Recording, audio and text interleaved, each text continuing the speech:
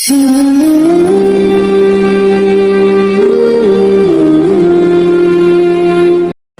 کے لیے گزارش کروں گا مدرسہ علم کے طالب محمد ثوبان سے کہ وہ مائک پر تشریف لائیں اور اپنے خیالات کا اظہار فرمائیں۔ الحمدللہ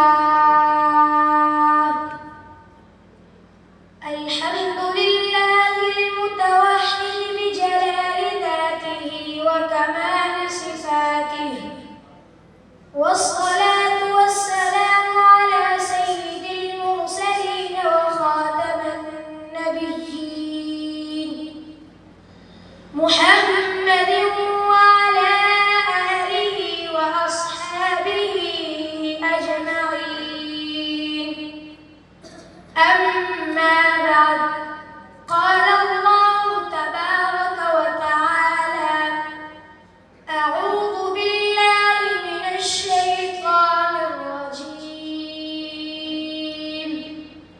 بسم الله الرحمن الرحيم، قل هل يستوي الذين يعلمون والذين لا يعلمون؟ قال النبي صلى الله عليه وسلم: العلماء ورثة الأنبياء، أو كما قال عليه الصلاة والسلام. صدق الله العظيم، وصدق رسوله النبي الكريم۔ اس فکر میں غنچے زرد ہوئے، اس سوچ میں کلیاں سوکھ گئی۔ اس فکر میں غنچے زرد ہوئے، اس سوچ میں کلیاں سوکھ گئی۔ آئینے گلستہ کیا ہوگا، دستور بہارا کیا ہوگا؟ اے موج حوادث، ان کو بھی دے دو چار تھپیڑے ہلکے سے۔ کچھ لوگ ابھی تک ساحل پر طوفان کا نظارہ کرتے ہیں۔ میرے قابل شرف اساتذہ کرام اور جامعہ عثمانیہ کے عزیز طلبہ کرام ساتھیوں اور سامعین محترم، السلام علیکم ورحمۃ اللہ وبرکاتہ۔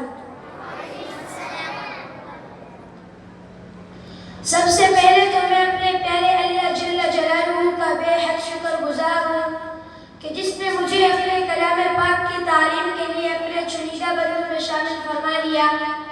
اللہ تعالیٰ سے دعا ہے کہ اللہ تعالیٰ مجھے حق سچ کہنے اور پھر ہم سب کو اس پر عمل پیرا ہونے کی توفیق عطا فرمائے۔ میرے محترم دوستوں، بزرگوں اور ہم مکتب ساتھیوں، آج چاروں طرف دکھ اور غم کا سما معلوم ہوتا ہے کہ آج حضور پاک صلی اللہ علیہ وسلم کے دین پر چاروں طرف سے ڈاکے ڈالے جا رہے ہیں۔ راتوں کو جب ہم غفلت کی نیند سو جاتے ہیں، دین پر ڈاکے ڈالنے والے ہر سمت سے دین پر حملے کرتے ہیں۔